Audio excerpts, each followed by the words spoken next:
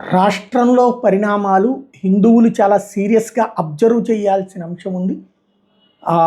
Public చర్చ కనుక జరగకపోతే ఇక ఆ తర్వాతన హిందువుల పరిస్థితి దారుణంగా తయారవుతుంది.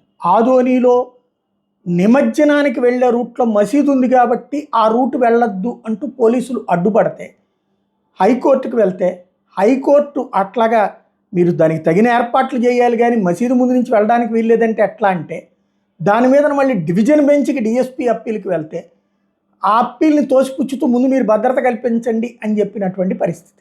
అంటే మసీదు ముందు నుంచి వెళ్ళడానికే వీల్లేదన్న మొన్న పొద్దుటూరుకి సంబంధించిన పోలీసు అధికారి మాటలు ఓపెన్గా విన్నాం. ఏమని మీరు ఇట్లాగా రూట్లోకి సంబంధించి వాళ్ళ మసీదుకి ముందు 100 మీటర్ల ముందు 100 మీటర్ల తర్వాత నిశ్శబ్దంగా ఉండండి, వాళ్ళు నమాజ్ చేసుకునేటప్పుడు మీరు సైలెంట్గా ఉండండి. ఓకే, మరి ఇక్కడ పూజ చేస్తారు మంగళహారతి టైంలో, ఒకవేళ కనుక వాళ్ళ మతానికి సంబంధించినటువంటి ప్రార్థనలు ఉంటే ఆపుతారా? ముస్లింలు లేదా క్రైస్తవులు ఆపుతారా? మరి వాళ్ళకి లేనిది ఇక్కడ వీళ్ళకి ఎట్లా వచ్చింది అంటే ఎవరి కార్యక్రమం వాళ్ళది కదా. ఈ ప్రత్యేకంగా రాజ్యాంగానికి అతీతంగా కొత్త రాజ్యాంగం పోలీసులు రాస్తున్నారా?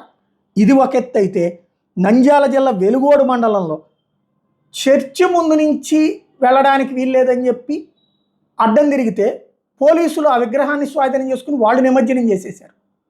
దాంతో హిందూ సంఘాలు ఆగ్రహించి మళ్ళీ అక్కడ విగ్రహం నిమజ్జనం జరగాల్సిందే అని చెప్పిన తర్వాత నిన్న పెద్ద ఎత్తున హిందువులు తిరగబడ్డారు. ఇక హిందువు తిరగబడాల్సి వచ్చింది.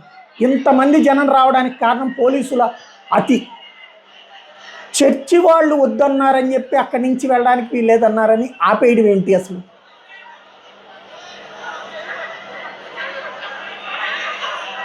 హిందువులు ఉద్యమించాక మళ్ళీ ఇంకొక విగ్రహాన్ని తెచ్చి ప్రత్యేకించి నిమజ్జనం చేయాల్సి వచ్చింది. అంటే పూజలు చేసిన విగ్రహం కాకుండా లేదా వేరే విగ్రహాలకు సంబంధించి.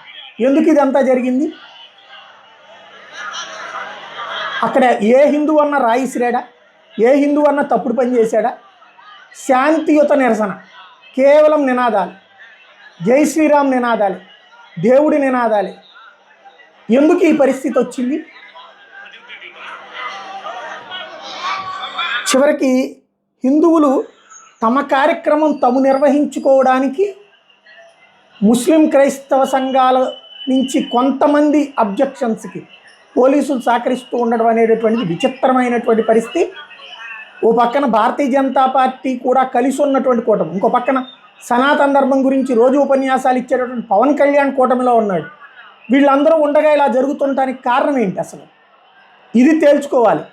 చివరికి ప్రజాగ్రహానికి స్పందించేటటువంటి పరిస్థితులు వచ్చినాయి. సీరియస్గా దృష్టి సారించాల్సిన అంశం.